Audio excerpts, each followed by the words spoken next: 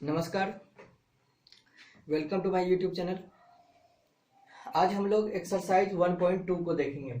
इससे पहले हम लोग थ्योरी और एक्सरसाइज 1.1 पहले देख चुके हैं, ठीक है। आइए पहला सवाल देखते हैं। Which of the following are examples of null set. Null set क्या होता है आपको पता है, वैसा सेट जिसमें कि एक भी एलिमेंट ना हो, ठीक है ना। तो जैसे कि हम लोग यहाँ देखेंगे कि ऐसा कौन सा सेट हम बना सकते हैं जिसमें एक भी एलिमेंट ना हो। तो जैसे पहला सवाल है, set of odd natural number divisible by 2। तो यदि हम आपको बोलें कि आप ऐसा ऑड नंबर, यानी हिंदी मीडियम वाले समझिएगा विषम संख्या को लेके आपको सेट बनाना है जिसको जो कि 2 का डिविजुअल है, यानी जिसमें 2 से डिवाइड किया जा सकता है। तो यदि हम आपको बोलें कि ऐसा कोई ऑड नंबर लेके आप सेट बनाइए जो 2 से डिविजुअल होगा, तो आपका जवाब होगा कि ऐसा कोई बन ही नहीं सकता है। ऐसा कोई और नंबर नहीं है जिसमें कि 2 से डिवाइड किया जा सकता है। तो ऐसे जब हम सेट बनाने का प्रयास करेंगे तो उसमें एक भी एलिमेंट नहीं आएगा। तो डेट मीन्स ये मेरा कौन सा सेट हो गया, नल सेट हो गया, जिसको 5 से रिप्रेजेंट करते हैं। तो पहला सेट जो है, पहला क्वेश्चन जो था ये मेरा नल सेट हो गया। आगे फिर set of even prime number, आपको बोला गया कि ऐसा सेट बनाइए जिसमें कि इवन प्राइम नंबर को लिया जा सकता है। प्राइम नंबर हिंदी मीडियम वाले समझिएगा अभाज्य संख्या, ठीक है। तो आप जानते हैं प्राइम नंबर क्या होता है, जिसमें कि 1 से और खुद से मतलब डिवाइड किया जा सकता है, वो प्राइम नंबर होता है। तो इवन प्राइम नंबर एक ही होता है जो कि 2 होता है, ठीक है ना। तो इसको तो हम बना सकते हैं। तो इसमें तो एक एलिमेंट आ गया है। तो यदि हमसे पूछा जाता है ये कौन सा सेट है, तो हम ये बताते ये सिंगलटन सेट है, बट ये नल सेट नहीं है। हमसे पूछा जा रहा है यहाँ पर कि कौन सा एग्जाम्पल जो है नल सेट का है। तो ये नल सेट का एग्जाम्पल नहीं है क्योंकि इसमें एक एलिमेंट आ रहा है, ठीक है। आगे चलिए तीसरा नंबर में, as such that x is a natural number. Natural number का आपको सेट बनाना है जहां कंडीशन क्या दिया है, x जो है ये 5 से लेस होना चाहिए और 7 से ग्रेटर होना चाहिए।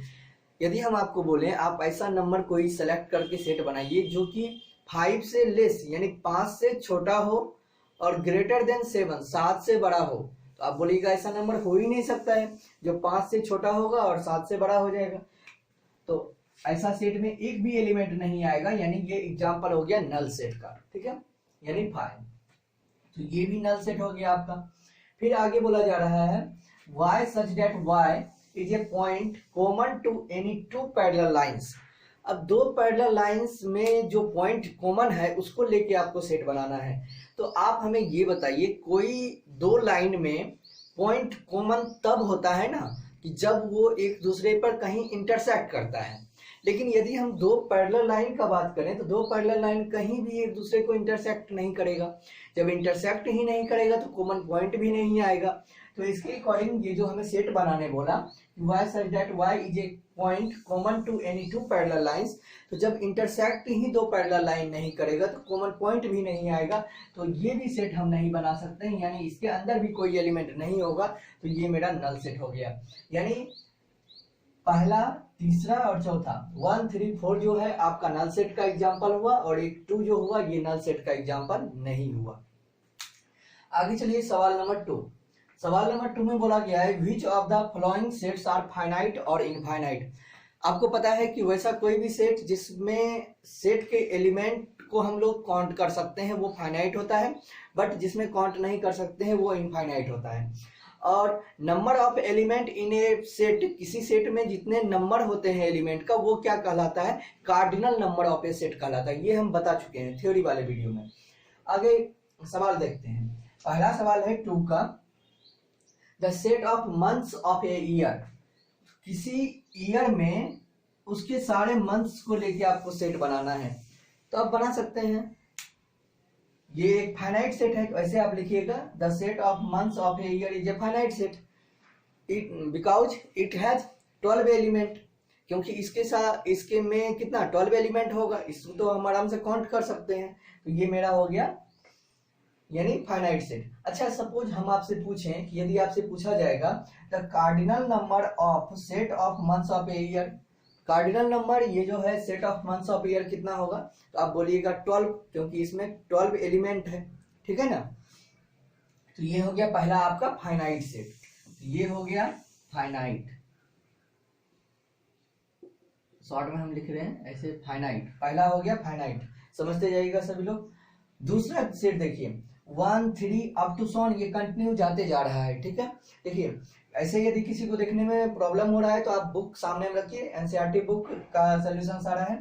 1 2 3 अप टू सॉन ये जा रहा है, तो ये कहाँ तक जाएगा हमें नहीं पता, हम काउंट नहीं कर सकते हैं, तो दैट मीन्स ये कितना हो, ये क्या हो गया आपका इनफाइनाइट, इनफाइनाइट सेट, ठीक है। आगे देखिए 3 नंबर सवाल, 1 2 3 अप टू सॉन, ये लास्ट दिया हुआ है 99 100, यानी ये 100 तक ही एलिमेंट इस सेट में है, तो आप बोलिएगा ये जो है ये आपका हो गया फाइनाइट सेट। क्यों?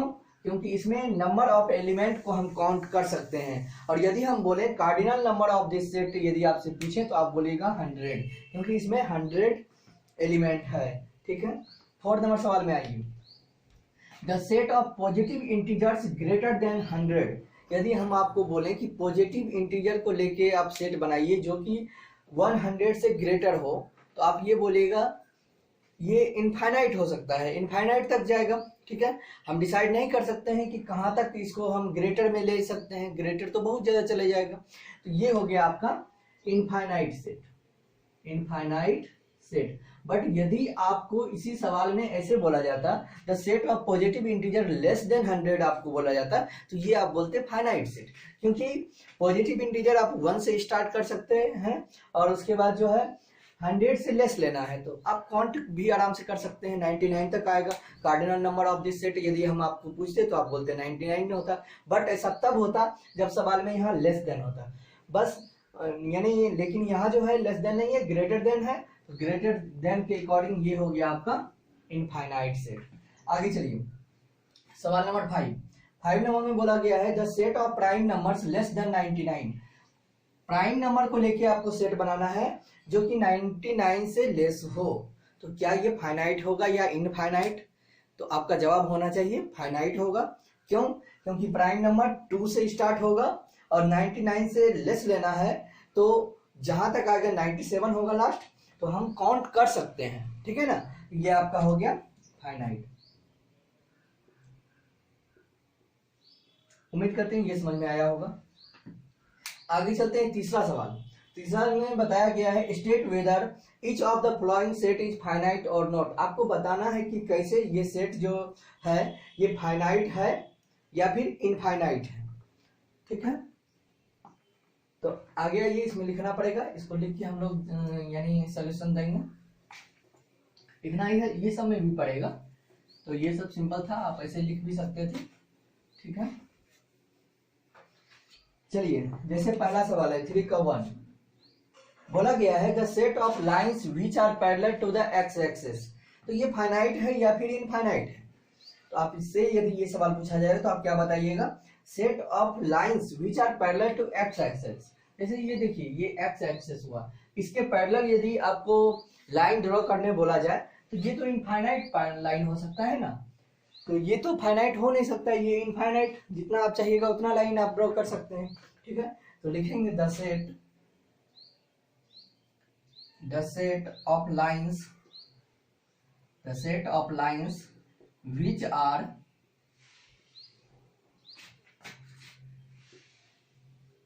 which are parallel to the x-axis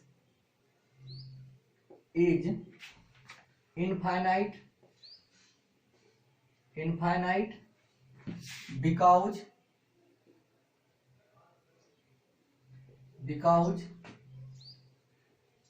ऐसे दे सकते हैं, देखिए इट हैज इनफाइनाइट एलिमेंट, ये भी लिख सकते हैं, या फिर आप ऐसे भी लिख सकते हैं द लाइंस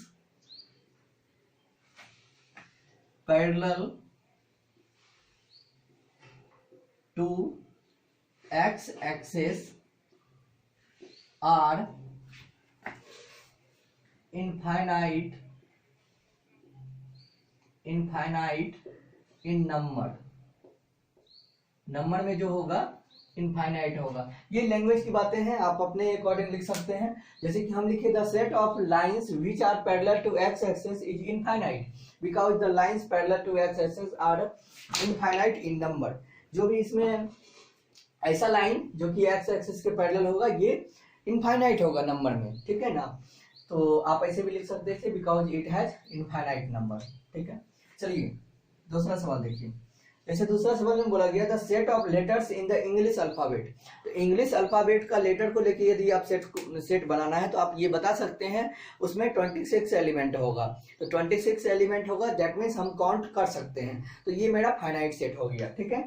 तो लिखेंगे the set of letters of English alphabet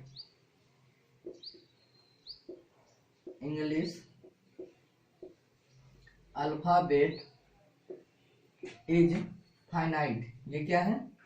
finite है। बिकॉज क्यों? इट हैज 26 एलिमेंट, क्योंकि इसमें जो है 26 एलिमेंट्स होगा। अच्छा, यदि एक सवाल आपसे पूछें, आपको बताना है cardinal number of the set of letter in the English alphabet.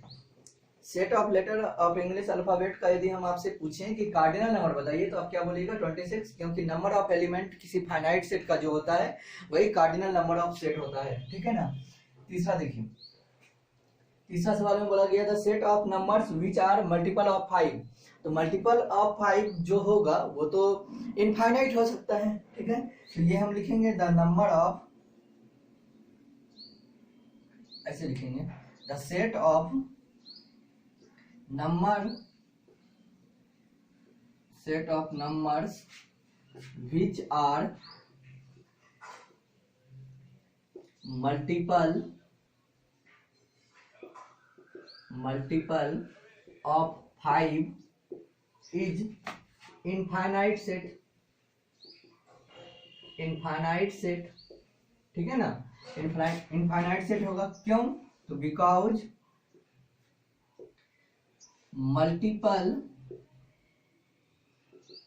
Multiples of 5 are infinite in number में जो होगा इनफाइनाइट होगा, ठीक है ना।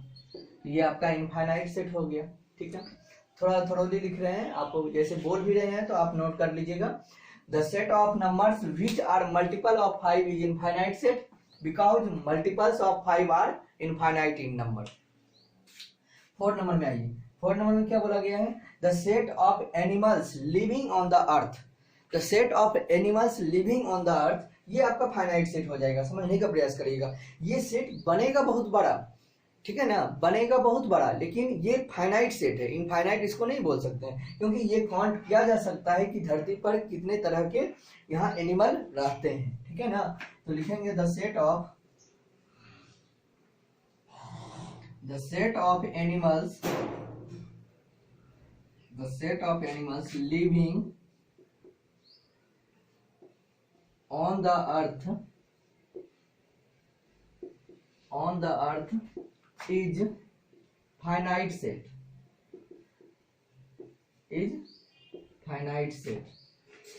because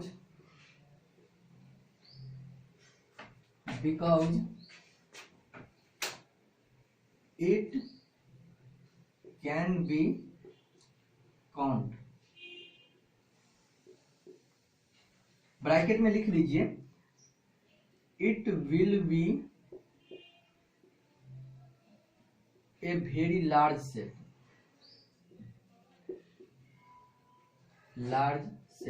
यह जो सेट होगा बहुत बड़ा सेट होगा, ठीक है ना, बट ये फाइनाइट सेट होगा, ठीक है। चलिए अब लास्ट सवाल।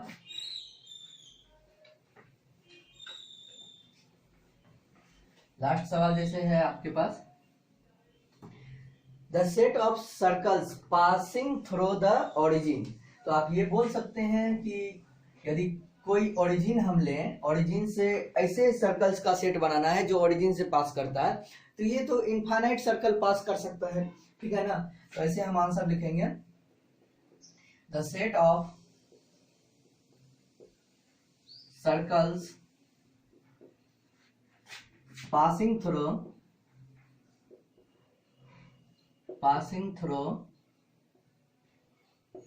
the origin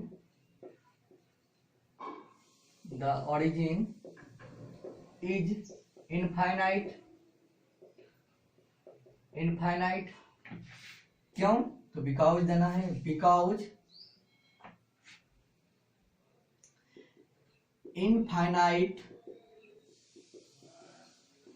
circles can passes through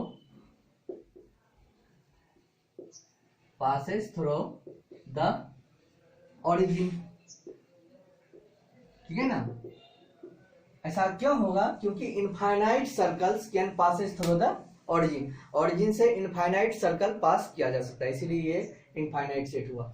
तो अभी हम लोग नंबर 1, नंबर 2, नंबर 3 सवाल देख चुके हैं। अब हम लोग देखेंगे नंबर 4 सवाल, ठीक है।